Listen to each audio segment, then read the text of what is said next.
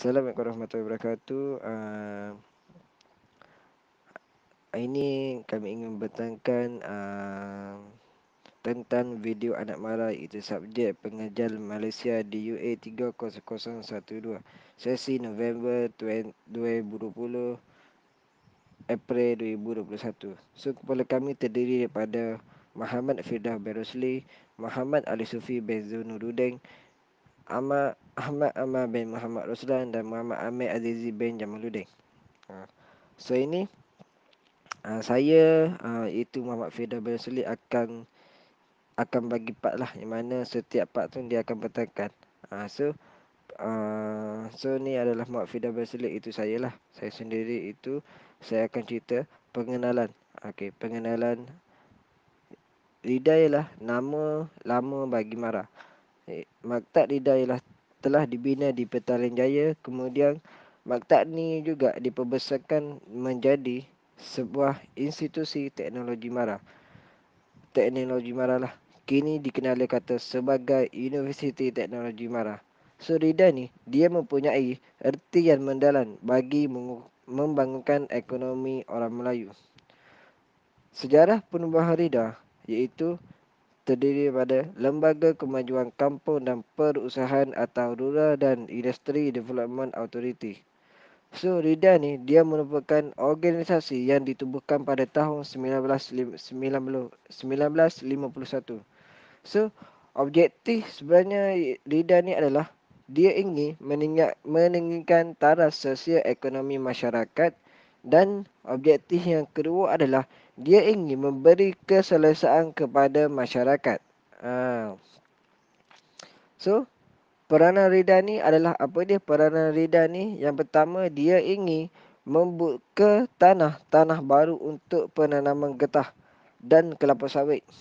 Yang kedua, dia menyediakan bantuan modal teknikal bagi kaum Bumiputera untuk dia bantulah Bumiputera ni untuk keselesaan. Yang ketiga, ia ingin memberi pinjaman kepada usahawan Melayu yang ingin melakukan perniagaan. Yang orang baru nak start buat bisnes, so dia akan bantu untuk keluarkan modal. So yang keempat apa dia? Dia memperkenalkan program latihan yang meningkatkan kemahiran. Itu adalah peranan Rida.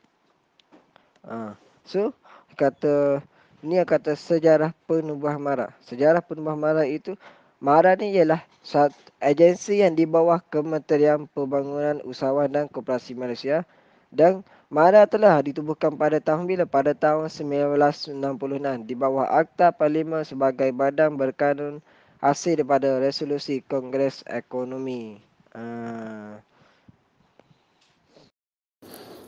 Okay, Assalamualaikum warahmatullahi wabarakatuh. Saya Ahmad Amar bin Muhammad Roslan. Saya akan terangkan pasal peranan Mara. Peranan Mara adalah untuk menambah bilangan usahawan di kalangan Bumiputera untuk menjadi pemegang amanah yang boleh membantu secara khusus atau umum. Maksudnya untuk menjadi usahawan berjaya dalam sesuatu bidang. Lepas tu, mendapatkan bilangan guna tenaga Bumiputera yang terlatih dalam berbagai bidang di semua peringkat, mengambil bahagian yang aktif dan dalam bidang perdagangan dan perindustrian. Maksudnya lebihkan mereka punya latihan untuk menjadi usahawan yang berjaya. Maksudnya bila mereka nak cari kerja nanti, mereka akan ada experience. Mereka akan tahu macam mana mereka nak handle perdagangan, perindustrian, dengan macam mana nak handle usaha, nak jadi usahawan tersebut. Seterusnya logo Mara. Logo Mara tersedia daripada roda yang bergigi. Setiap gigi mewakili negeri di Malaysia, di mana Mara memberi perkhidmatan secara terus dan juga jaringan aktiviti keusahawanan yang diterakai oleh Bumiputera. Jangka lukis terbuka juga ada dalam logo Mara. Jangka lukis terbuka itu menunjukkan usaha Mara memegang amanah menggalak, membimbing, melatih dan membantu Bumiputera. Dalam logo MARA juga ada spana dan skru. Melambangkan sumbangan MARA di dalam memberi latihan berpendidikan berteraskan teknologi. Logo buku yang terbuka melambangkan ilmu sebagai teras organisasi pemikir yang menjadi wawasan MARA untuk mencapai kecemerlangan dan kemajuan keusahawanan serta pendidikan. Seterusnya, logo MARA juga ada tulisan Rumi dan Jawi, Majlis Amarah Rakyat, yang melambangkan lambang kesinambungan imej MARA. Warna logo MARA juga ada 3, iaitu merah, biru dan hitam. Merah melambangkan keberanian untuk MARA ke hadapan menerokai peluang-peluang baru. Biru melambangkan kemurnian, wawasan dan matlamat sebagai badan amanah yang unggul dan berkati untuk mengangkat maruah serta martabat bangsa. Hitam sebagai lambang keutuhan dan kekukuhan semangat untuk membantu secara berterusan untuk golongan bumi putera. Seterusnya, peranan TVET MARA menyediakan institusi yang memberi fokus pada pembangunan modal insan, menyediakan latihan-latihan khusus untuk kemahiran teknikal. Seterusnya, melahirkan belia yang berkemahiran mengikut keperluan industri. Seterusnya, mempertingkatkan latihan kemahiran dan program secara khusus jangka pendek. Yang terakhir, memperkenalkan program bidang keusahawanan melalui digital dan e-dagang. Seterusnya, Muhammad Ali Sufi. Assalamualaikum warahmatullahi wabarakatuh. Saya Muhammad Ali Sufi bin Zainuddin.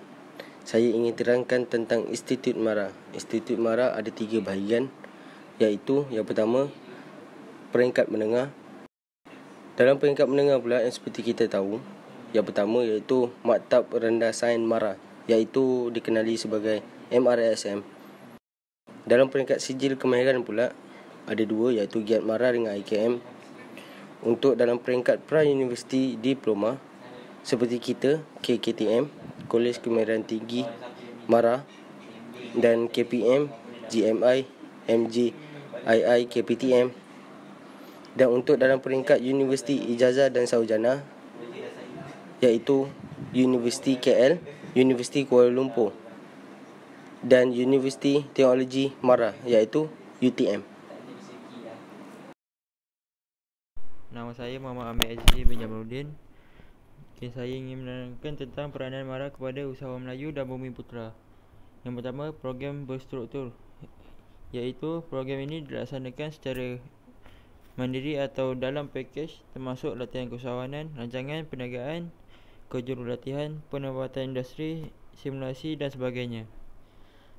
Yang kedua, coaching and mentoring.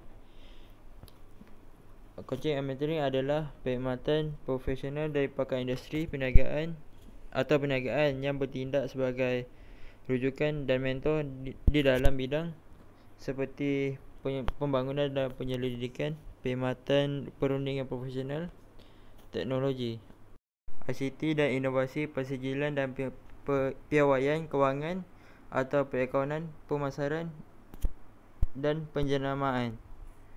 Yang ketiga, khidmat nasihat. Program khidmat nasihat adalah kemudahan yang disediakan oleh MARA kepada usahawan dan bakal usahawan dalam mendapatkan bimbingan dalam mengembangkan usahawan. Yang keempat, program khas. Program khas yang diatur di bawah sektor keusahawanan adalah program yang dirancang untuk mengembangkan usahawan dalam industri berpotensi dalam satu pakej. Program khas ini juga merangkumi program keusahawanan berjudul Turun Padang yang memberikan gambaran keseluruhan aktiviti keusahawanan MARA secara menyeluruh dan menyeluruh, termasuk pendidikan, pelaburan dan penglibatan anak syarikat MARA.